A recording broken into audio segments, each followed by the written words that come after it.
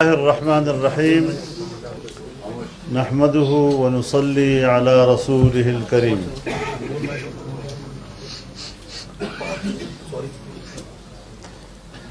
جمعیت علماء اسلام صوبہ خیبر پختونخوا کے زیر اہتمام ملک کی سرکردہ سیاسی جماعتوں پر مشتمل یہ آل پارٹیز کانفرنس صوبہ خیبر پختونخوا میں جاری بدامنی کی لہر، ٹارگٹ کلنگ، اغوا برائے تاوان اور قتل و غارت گری کے واقعات پر تشویش کا اظہار کرتے ہوئے اسے حکومت کی نااہلی اور ناقص پالیسیوں کا نتیجہ قرار دیتا ہے۔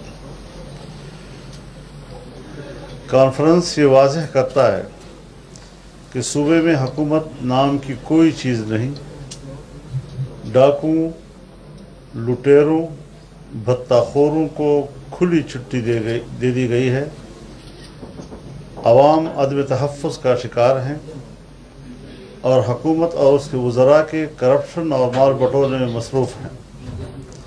ان تمام تر حالات اور واقعات کی روشنی میں تمام سیاسی جماعتوں کے قائدین پر مشتمل یہ کانفرنس حکومت کو متنبہ کرتی ہے کہ وہ صوبہ میں امن و امان کی بحالی کے لیے فوری اقدامات کرے، بصورت دیگر صوبہ کی اپوزیشن جماعتیں حکومت کے خلاف سخت فیصلہ کرنے پر غور کر سکتی ہیں۔ آل پارٹیز کانفرنس صوبے کی ابتر معاشی صورتحال، تاریخ کے بلند ترین قرضوں، اقربا پروری اور صوبے میں جاری کرپشن پر تشویش کا اظہار کرتے ہوئے واضح کرتا ہے کہ صوبے میں 9 سال سے قابض حکمرانوں نے 75 سالہ تاریخ میں 900 ارب روپے کے قرضے لے کر غریب صوبے کو مقروض کیا، جبکہ 2007 میں صوبہ 97 ارب اور 2013 میں 300 ارب، جبکہ 9 سالوں میں 900 ارب روپے کا قرضہ حاصل کر چکا ہے، جبکہ صوبے میں اب تک کوئی میگا پروجیکٹس یونیورسٹی، ہسپتال یا ترقیاتی منصوبے کا کوئی جال نہیں بچھایا جا سکا۔ صوبائی حکومت اور وزیر اعلیٰ کو اربوں روپے کا حساب دینا ہوگا۔ آل پارٹیز کانفرنس BRT ملم جبہ کیس، آٹا چینی سکینڈل، فارن فنڈنگ کیس میں ملوث ذمہ داروں کے خلاف فوری کارروائی کا مطالبہ کرتا ہے۔ آل پارٹیز کانفرنس صوبہ میں امن و امان کی مخدوش صورتحال، بالخصوص قبائل اضلاع میں آئے روز ٹارگٹ کلنگ کے واقعات، باجوڑ سے وزیرستان تک JOI کے رہنماؤں کی پیدر پہ شہادتوں کہ صوبائی حکومت اور اداروں کے لیے لمحہ فکریہ قرار دیتے ہوئے مطالبہ کرتا ہے کہ حکومت امن کی بحالی اور عوام کو تحفظ دینے کے لیے اقدامات اٹھائے۔ آل پارٹیز کانفرنس نے حالیہ دنوں لکی مروت، بنو، وزیرستان واقعات میں سیکورٹی فورسز، پولیس اور شہریوں کی شہادت پر گہرے رنج غم کا اظہار کرتے ہوئے متاثرہ خاندانوں سے دلی ہمدردی اور تعزیت کا اظہار کیا ہے۔ آل پارٹیز کانفرنس نے حکومت سے مطالبہ کیا کہ قبائلی علاقوں سمیت شہری علاقوں میں بھی امن و امان کی صورتحال اور آئے روز واقعات کے روک تھام کے لیے اقدامات کیے جائیں اور عوام کو تحفظ فراہم کیا جائے۔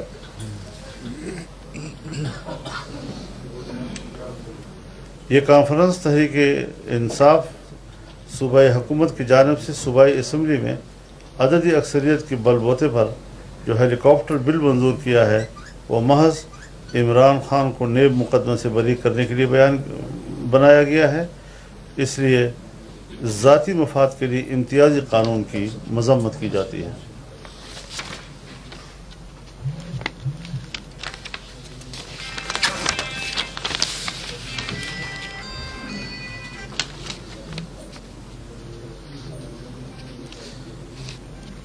APC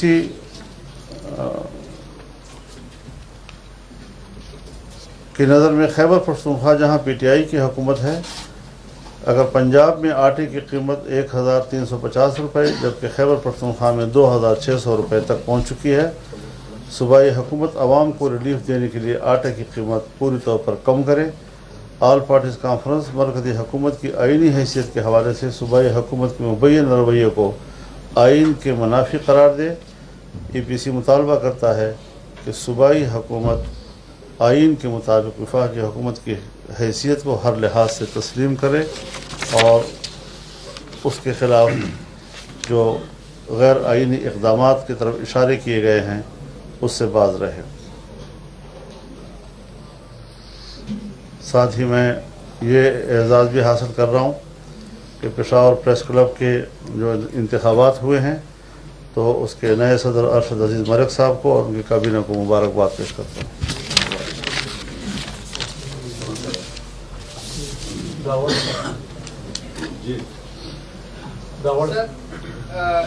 جس طرح حالات ہے اس پر تو پی سی ہے، اس کے بارے میں ابھی تحریک انصاف کی جانب سے ایک بیان بھی جاری ہوا ہے، وہ کہتے ہیں اس کی وجہ سے شر فساد پھیلا رہے ہیں، اس کو کیا جواب دیں گے؟ کیا واقعی یہ شر فساد کے لیے آپ پارٹی کا حصہ ہیں؟ میرے خیال میں یہ تمام پارٹیاں بیک آواز قوم کی ترجمانی کر رہے ہیں۔ اس قسم کی بات کرنا عوام کے جذبات کو ان کی زخموں پر نمک پاشی کرنے کے مترادف ہے۔ نااہلیاں وفاق سے لے کر صوبے تک اب عیاں ہو چکی ہیں۔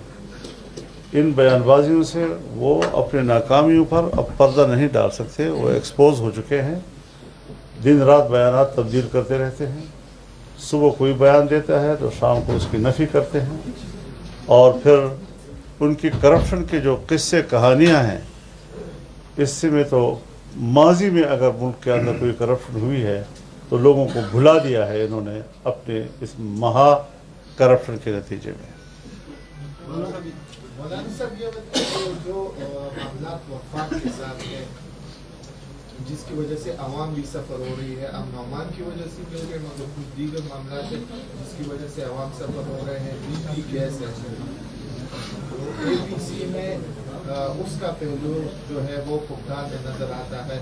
امن و امان کی وجہ سے بھی ہے، مگر یہ آئے روز جو بجلی کے بل ہے یا گیس کا جو بحران ہے، خصوصاً اگر ہم آگے کی بات کریں تو وفاقی حکومت کی جانب سے اگر بر وقت اقدامات اٹھا لیے جاتے ہیں، پنجاب حکومت کی جانب سے گندم کی جو قیمت ہے اس میں اضافہ نہیں کیا، آج پختونخوا کے لوگ تقریباً 3000 یا 2700 روپے کا تیل تو خریدتے ہیں۔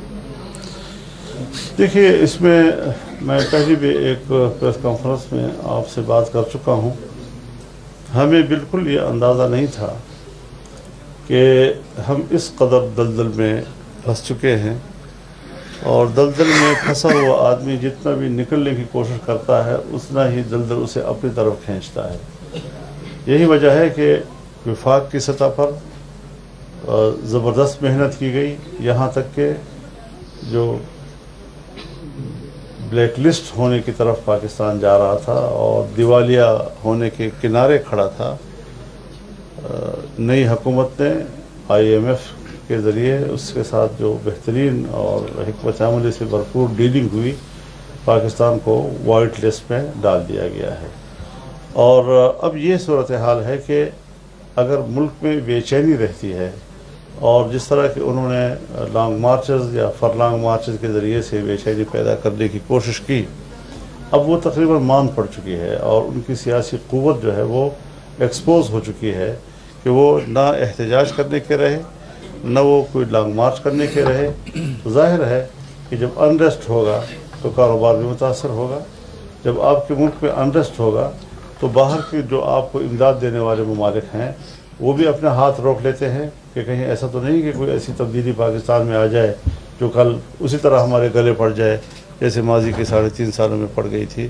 تو اس صورتحال سے بھی سیاسی طور پر ہی ہمیں نکلنا ہوگا، اور وفاق انشاءاللہ العزیز، اب ظاہر ہے جی کہ اس وقت 2 صوبوں میں وفاق کے دونوں اطراف میں ان کی حکومت ہے، اور اس کے لیے مشکلات میں اضافہ کیا جا رہا ہے۔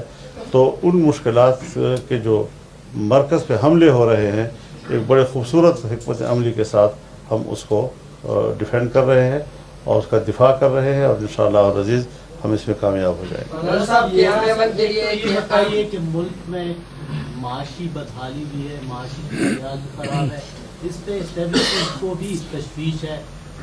ملک میں یہ کہا جا رہا ہے کہ ٹیکنوکریٹ کی حکومت جو ہے نا بنانے جا رہی ہے، اس حوالے سے آپ کیا کہتے ہیں؟ آیا सियासी जमातें इस में हुकूमत को तस्लीम करेगी कि नहीं करेगी, इस हवाले से ज़रा कोई ऐसी तजवीज़ हमारे नोटिस में नहीं है।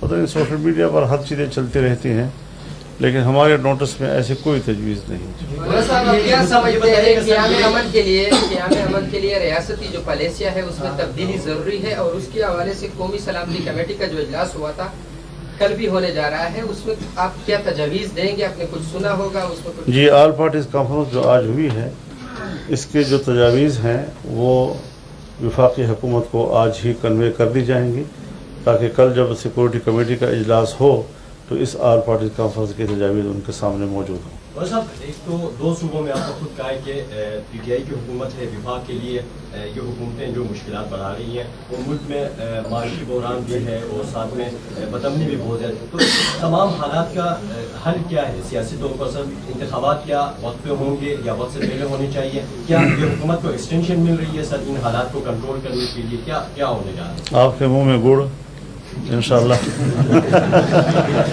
मौलाना साहब, अगर इस हालात में इलेक्शन के लिए जाएंगे तो ज़्यादा बात है, क्योंकि आवाम ये नहीं समझती कि मईशत किस तरह है।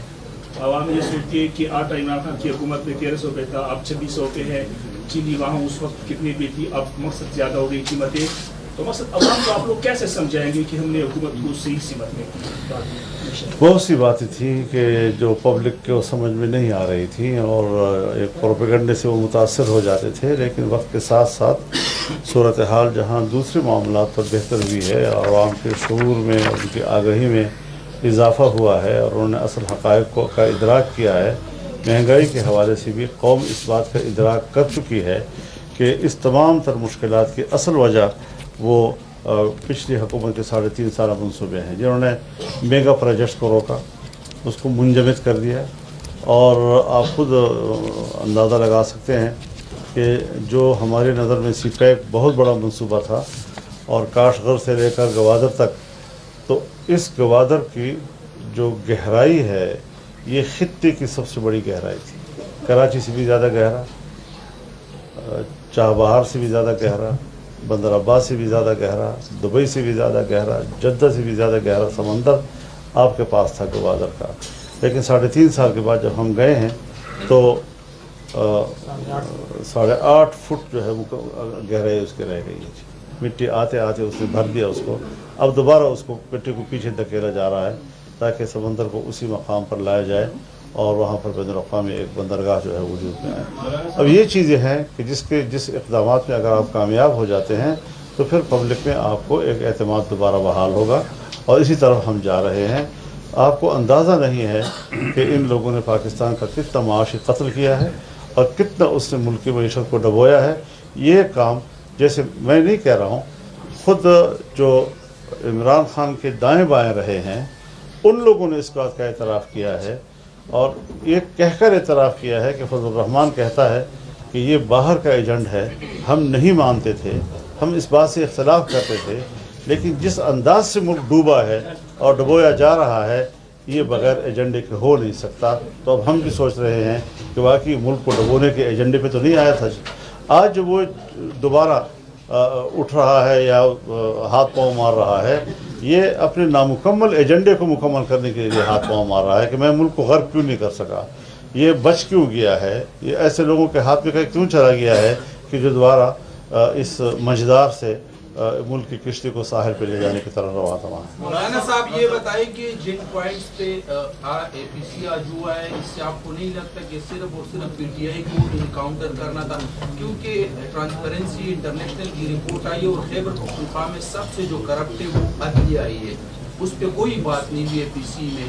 तो ये सिर्फ APC का एजेंडा अमन व अमान था, अपने एजेंडे तक हम ज़रूर महदूद रहे हैं। बाकी जो आप कह रहे हैं, फिर मैं अपनी प्रेस कॉन्फ्रेंस जब दूसरी करूँगा तो आपसे बात करूँगा। आपके पार्टी के गवर्नर को गवर्नर हाउस में बंद करने की बातें हो रही हैं। वज़ीर इत्तलात ने कहा कि अगर इन्होंने ऐसे इक़दाम किया तो इनको गवर्नर हाउस तक बंद करेंगे, क्या कहते हैं आप इसमें?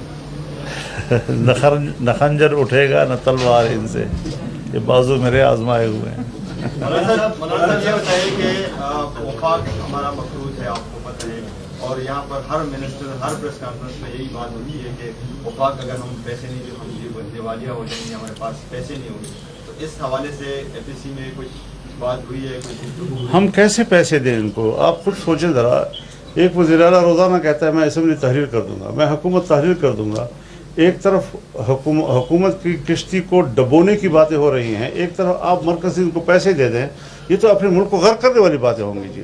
तो वो एक बात पर तो ठहरे ना, या हुकूमत करे या फिर मईशत को संभाले।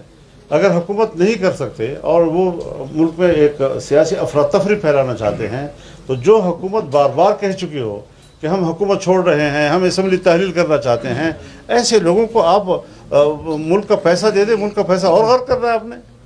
मौलाना साहब, एपीसी है और ऑल पार्टीज कॉन्फ्रेंस है और हमेशा ऐसे ही कॉन्फ्रेंसों में तमाम जमातें मौजूद हैं। खैबर पख्तूनख्वा में हमने ओमान की बिगड़ती हुई सूरत हाल की जिम्मेदार जो हुकूमत है उसकी जमात यहाँ पे नजर नहीं आ रही। तहरीक होना भी नहीं चाहिए, क्योंकि जो तखरीब वाले हैं उसको तामीर में शरीक नहीं किया जा सकता। जैसे लेटर मूड में किसी ने लीग से कुछ तो स्वाद मुंतकिल किए, आपके इल्म में आज इजलास में उसके कुछ हमने आवाज़ सुनी है उसकी। आप नजमुद्दीन खान साहब ने बात की आज उसके ऊपर भी।